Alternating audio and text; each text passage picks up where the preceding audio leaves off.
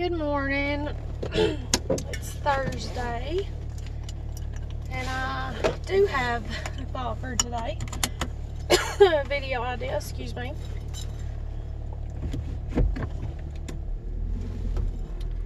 And my video idea is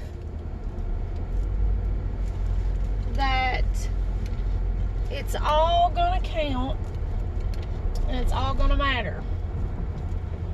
Because you may be thinking, and I'd say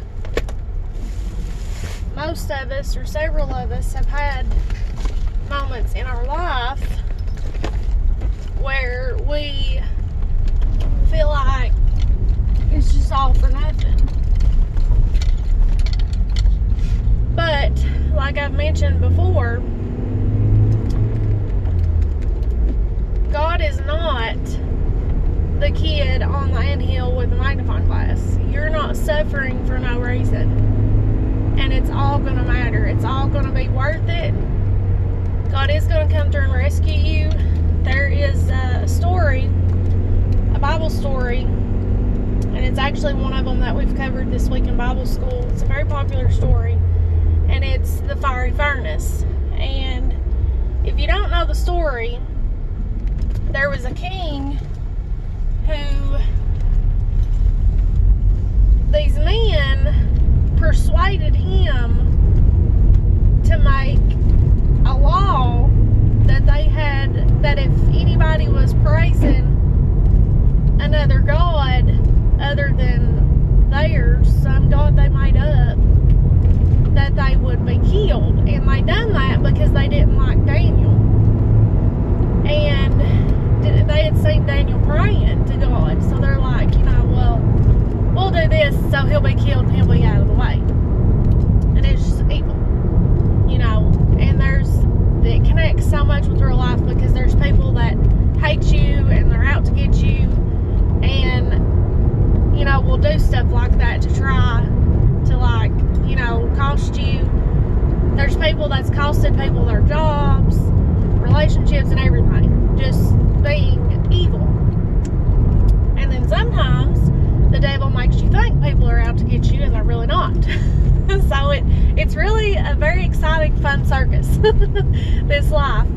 But the king agreed to that, and he was like, okay. Well, then of course Daniel goes and does as he always does, prays 3 times in his little house, and they come and tell the king. And of course the king's upset because he loves Daniel. Daniel was gifted, like he was treated like royalty, because he could determine dreams and stuff. He could explain it to them. So he tells them, I'm getting mixed up with my story a little bit. That was Daniel going in with the lions. So 2 different stories. I'm getting a little mixed up. They did that to Daniel, and Daniel got thrown in the lion's den. Okay? And then they didn't hurt him. God saved him from that. And imagine Daniel being thrown in there with huge animals that could rip him apart. And imagine it probably stunk down there, because they had been throwing people in there and the lions had been eating them. And the lions were living in there. Imagine the awful mess that he was in. And then God protected him and brought him out of that, because he stood for the right thing. Same thing with the story of the fiery furnace. They wanted them to bow down to that God, and Shadrach, Meshach, and Abednego would not bow down. They would only bow down to God, the true living God. And so king gets mad and has them heat the furnace to even hotter, which makes no sense to me. But they do that, and then it's so bad that when they throw them in there was 2 guards that threw them in there, that they died just because of the flames and the heat coming off of the furnace. And God can't save them. And that king, he was like, didn't we throw 3 men in there? I see 4 walking around. And they were unharmed. They didn't even have the smell of smoke on their clothing.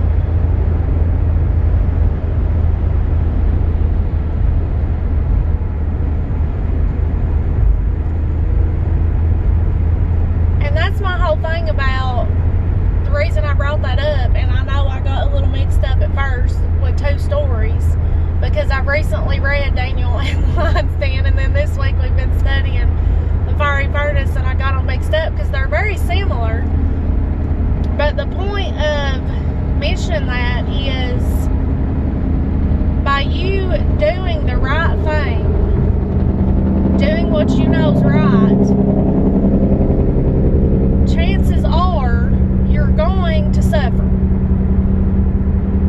Christ even mentioned about, suffering with Him. You will suffer for His name's sake. We will.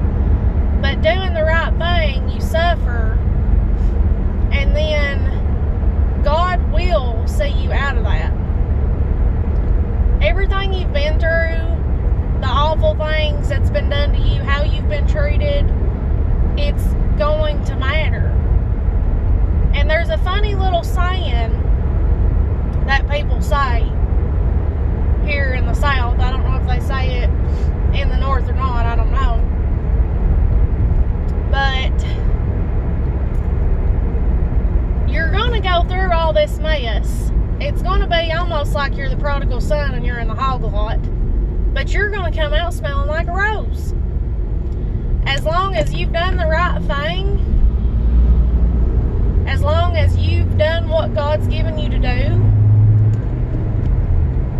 even though you've went through absolute hell for it, you've been humiliated, you've been attacked, you've had just the devil ranting and raving all over the place, like giving you the absolute worst time, you have to hold on to what God's given you. And it's going to matter. Every bit of the suffering you've been through, it's for something. You've not went through everything you've been through for nothing. So I don't know who needs that. I hope that that's an encouragement to you. I hope that you hold on to that. I hope that you hold on to the Lord, that you don't give up.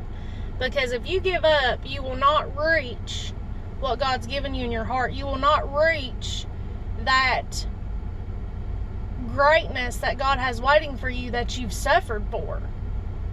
God's going to have His glory.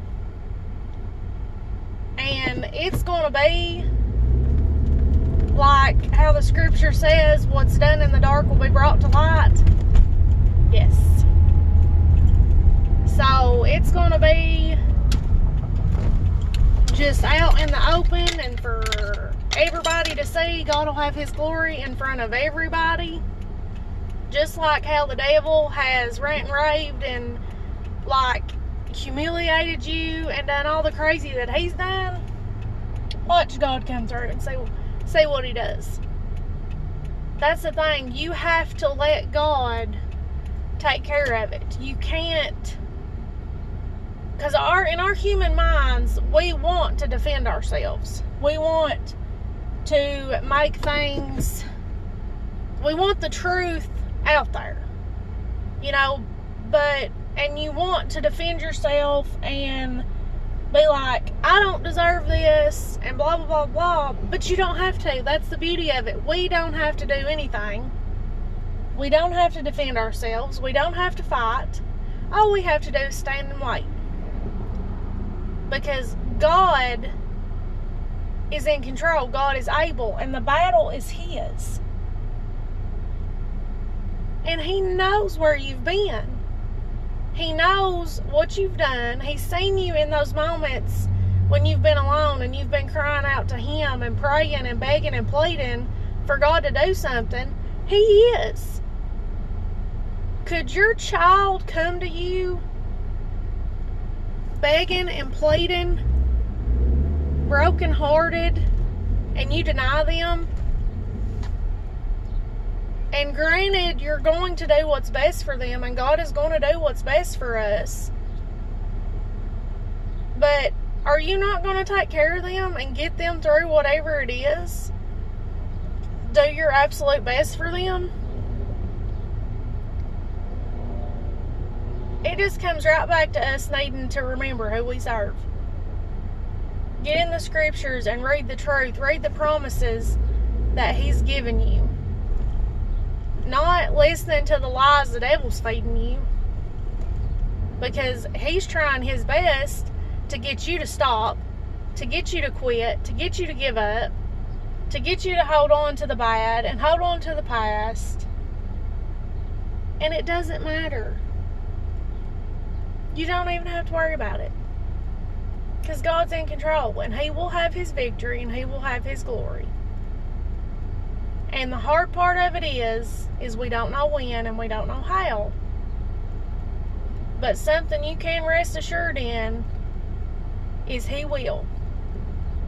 He is the one that you can trust and you can count on. He will see you through, He will take care of you, and He knows what's best for you. So don't think that it's all been for nothing and give up. That's what the devil wants you to do. Hold on to what's right. Hold on to what God's given you in your heart.